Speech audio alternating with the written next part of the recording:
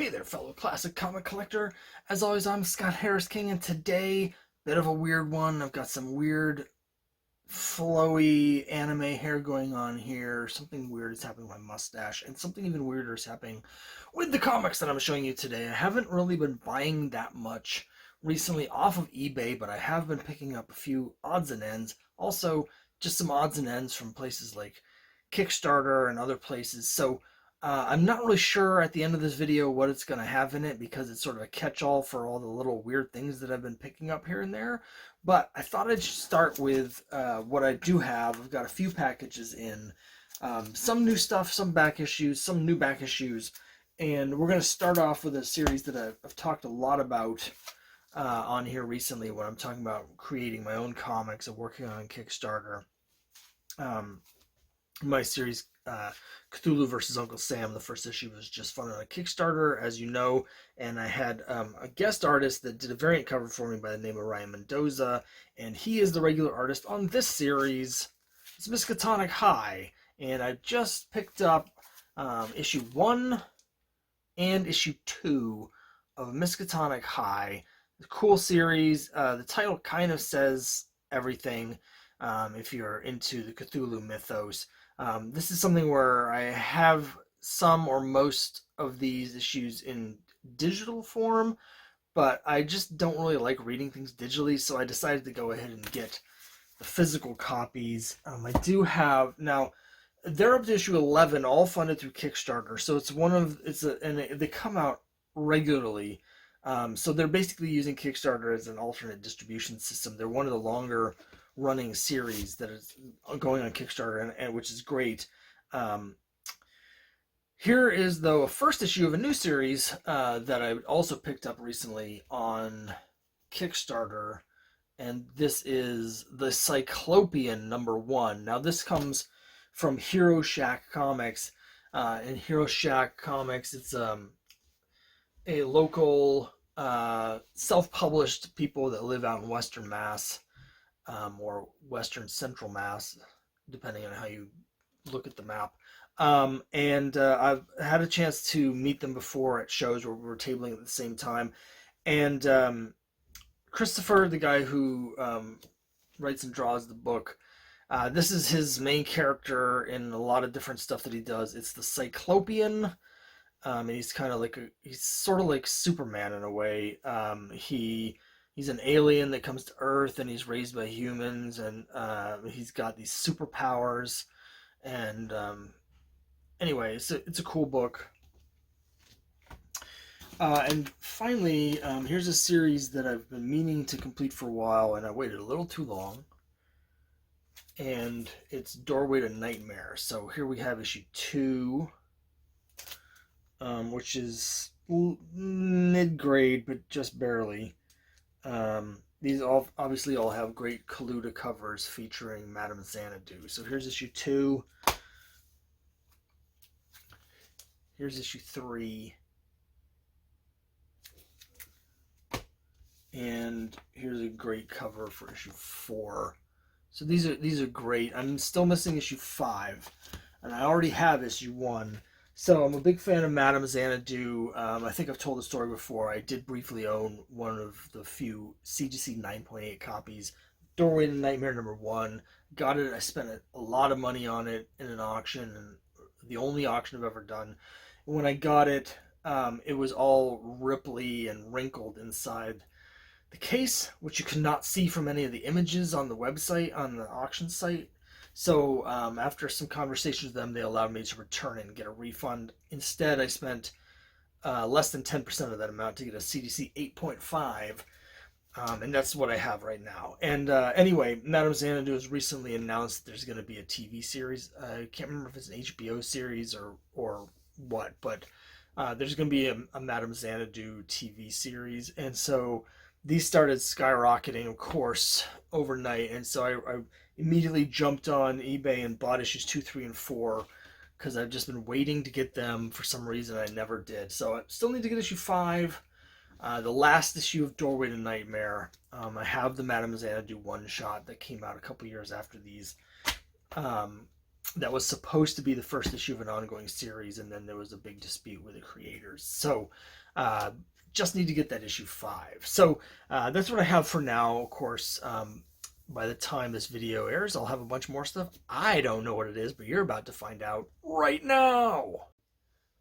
And I'm back. I'm back. Just like that, I'm back. For me, it's been weeks since I filmed that first part because I've been visiting a bunch of stores and shows, and I haven't actually been buying stuff online like I usually do. But I have now acquired a number of weird odds and ends, including more things from Kickstarter and a bunch more back issues and a couple really cool things and one gigantic fail. Huge face plant on my part. So we'll get on to all of that. It's interesting, you know, obviously I use Kickstarter a lot for my own projects, but unless I'm live on there, I'm just head down working on my stuff so much that I don't really follow what's going on very much, except for when I'm in that moment. But when I'm in there, I'm seeing all these great projects, so I guess it's just as well, or else I'd be spending so much money on comics, even more than I already am. But the result is, since I had my Kickstarter in July, all July I was looking at hundreds of projects on Kickstarter and ended up backing a bunch of them, and those rewards are starting to come in. So we're going to have an interesting smattering here of things. But first I want to start with this, not Kickstarter, but it's Doorway to Nightmare 5. I was just talking about how I got the rest of the series and I just needed to get issue 5. Well, I got issue 5. It's not in great condition. It's probably a 5.0 at best. But another tremendous Madame Xanadu cover from Cthulhu. So can't go wrong with that. And that gives me the full set of these. So that's the important part. So that's exciting. At some point I need to actually read them.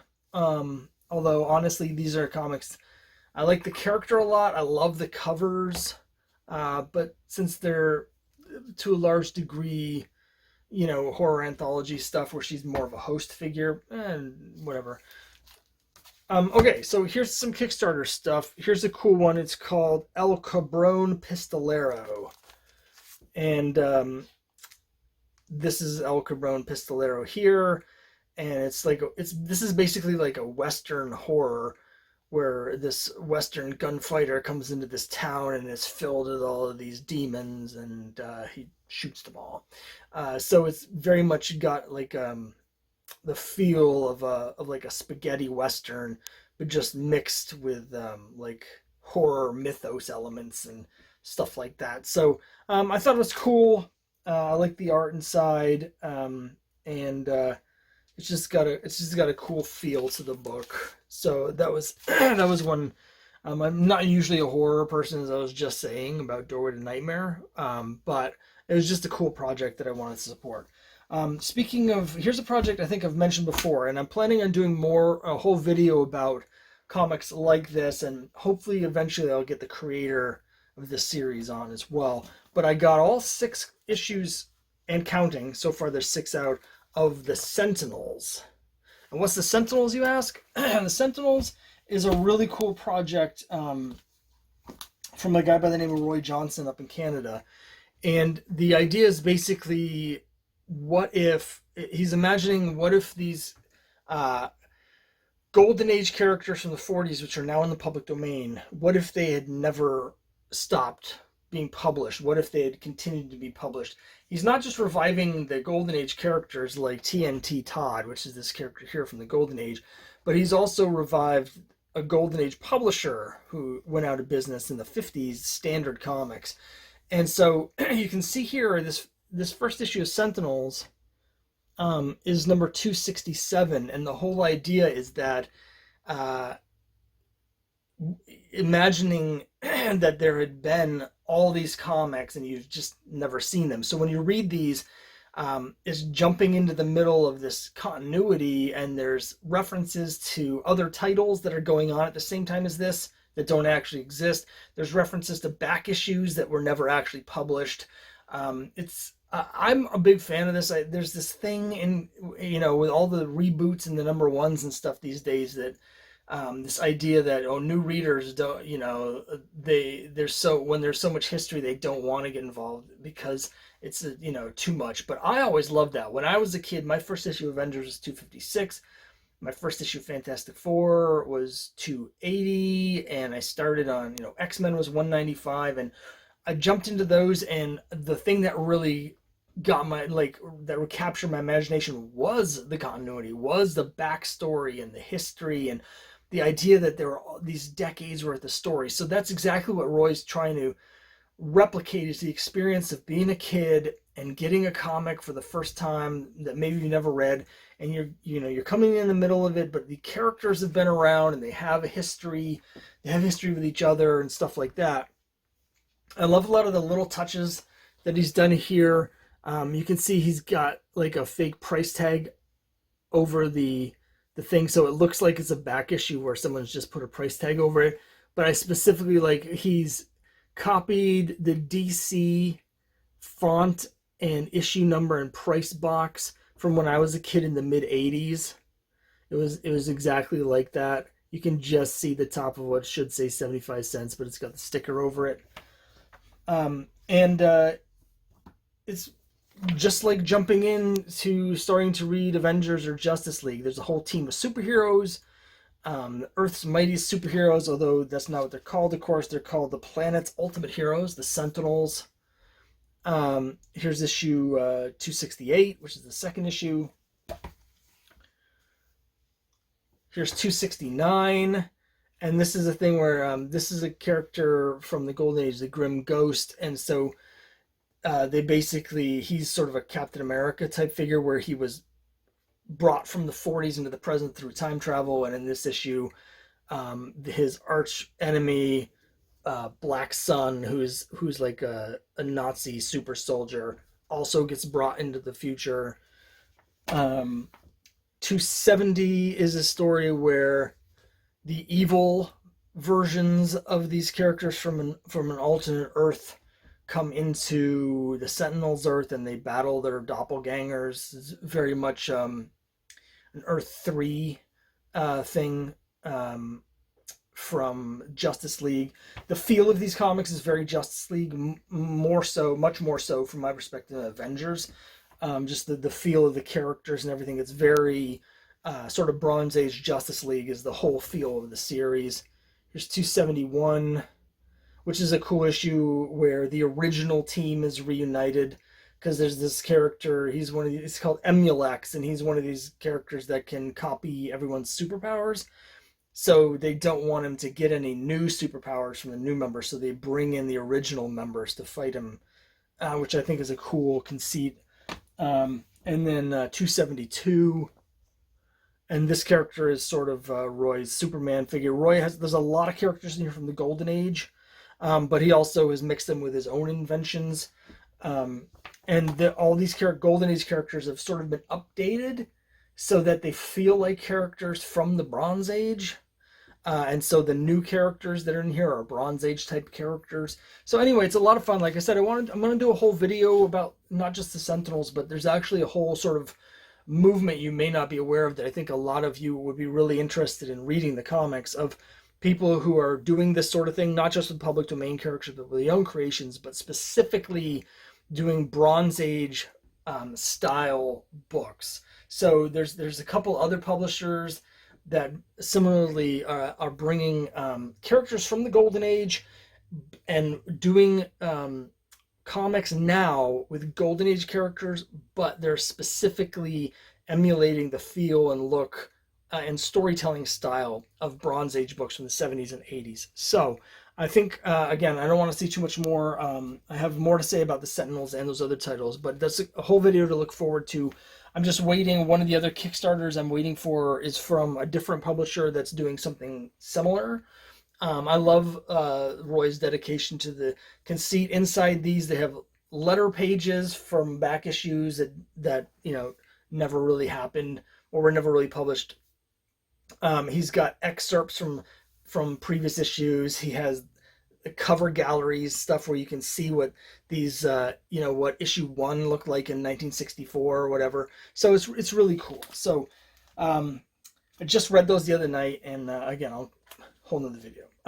So that was exciting. Less exciting, here's something I should have a lot of fanfare for, because it's a quest. It's a quest. It's my Archie quest, and as you know, I was down to just 2 issues to have issues 158 and up on Archie, and it's 321 and 511, and I got 321. So why am I not so excited? Well, first let me show you the book. It's Archie 321, and the reason this comic is so expensive is twofold. First of all, this is right when Cheryl Blossom was introduced, and we have this redhead on the cover by Dan DeCarlo, and Mr. Weatherby says, "What does the new girl do on your staff?" And so there's a lot of people that think it's Cheryl Blossom because she's new at the time, she's new at the school. She's not actually referenced as Cheryl on the cover or on the inside, so whatever. But because of that, it's of interest to the Cheryl Blossom covers. But it's also one of these double entendre covers, because Mr. Weatherby says, "Archie, what does that new girl do on your staff?" And he says, "Anything she wants." And I hate these double entendre, because there's a lot of them that are intentionally, not salacious, but that's Archie, There's a little bit of a wink and nod. In this case, the way that Mr. Weatherby phrases this feels awkward to me. Archie, what does that new girl do on your staff? I would expect someone to actually say, "What does that new girl on your staff do?" So because of that, I can almost see this as an intentional double entendre. I hate that adds any kind of perceived value. But as you know, I've been trying to get this for a long time, and every time I get outbid, right? I had one copy that had a whole section, this whole part was torn off and then taped back on like crooked. And I got outbid at like $50 for that. And then other nicer ones, I've got outbid at over $100. So I saw this on eBay. Here's where my fail comes in. It was a $50 buy it now, and it's not just the cover, because this is actually, you probably can't tell, but that 75 cents means that this is a Canadian price variant as well. So it's a rare version of a comic that's really hard for me to find, and it had a buy it now at $50. And so without even reading the description, I hit the buy it now. And as I was doing it, I thought to myself, I should read the description because there might be something wrong with the comic, but I wanted to make sure I got it, because I've lost comics in the past just in the time it took me to read that stuff where someone else has bought it now. And so I bought it immediately, and then after I paid for it, I looked at the description, and sure enough, there's some panels inside that have been cut out, so it's incomplete, and it affects the story, so you can't read. Now, it's an anthology, so some of the stories in here are fine. But I basically paid $50 for an incomplete copy of this. So I'm frustrated with myself. I'm going to go ahead and check it off the list. One reason I'm frustrated is another copy just came up on eBay, a complete copy, with a buy it now of $70. And, I could have I would rather have paid the extra $20 and get a complete copy. But I couldn't justify spending $70 now after I just threw $50 down the hole for this. So what I'm going to do is, this goes in my collection. Every time I go to comic stores and shows, I always look through the Archie bins looking for stuff like this that I know is valuable. And so this is going to be one of these books where I'm going to put this as a placeholder in my collection. And if I find one cheap, I will keep the one that I find that's complete, and I will resell this. There's a couple comics that I do that a lot with the romance books, where I buy stuff that's maybe not the grade I want or is more expensive than I want, with the idea that if I find another copy, I can up at a comic store. Usually I can get them very cheap at a store. It's just really hard to find. But if I do that, I'll upgrade and then sell one of them off to get my money back. So, Archie 321. I'm not even going to put up the graphic for the quest. I'm so discouraged and irritated with myself for this, because but now I'm down to just the one issue, 511. Plenty of them on eBay, but they're $200 plus pretty much across the board. The cheapest I've seen that go online is $150, and I'm not paying that for that stupid comic. So we're going to cleanse our palate. I've saved the best ones for last. Let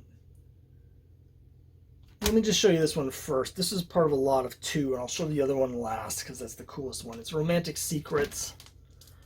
I bought this lot of 2 for the other book. So this one, I think I already have a copy of this. This one's got a rusty staple, so if I have another copy of this, I'm definitely getting rid of this one. I've always found this cover to be really awkward. She's tilting her head to look at him, but it looks kind of like someone just snapped her neck. It's just a weird looking cover. But the other 2 romance ones I wanted to show you are excellent. This one's really beat up and unfortunately has a bad must smell that I need to figure out how to get rid of. But it's Lovelorn number 9 with this great cover, Circus cover, where the lion tamer lady discovers that her husband is cheating, or boyfriend or whatever is cheating on her. And so she sicks a Black Panther on them. Isn't that great? And she's saying, "And to think I believed your lies, gave you my love. Now it's up to the Black Leopard. Because if I can't have you, nobody can." Yes. It's one of the rare romance covers where people are about to be eaten alive by a giant panther. So I was really happy to get this for a good price. Again, it's very toasty. You can see from the back cover, it's toasty. It's been on the broiler for a while, but such a cool cover. And then finally, speaking of cool covers, this is the other one of the lot of 2 books. Absolutely great Charlton cover, and this is a nice presenting mid-grade Charlton, which that's a big win when you're looking at old 10-cent Charltons. It's a romantic story. Look at this great cover. Sorry for the glare, but there's really nothing I can do about it. But I just love this cover. The black cover, the moon, the stars. It's called My Lovely Witch.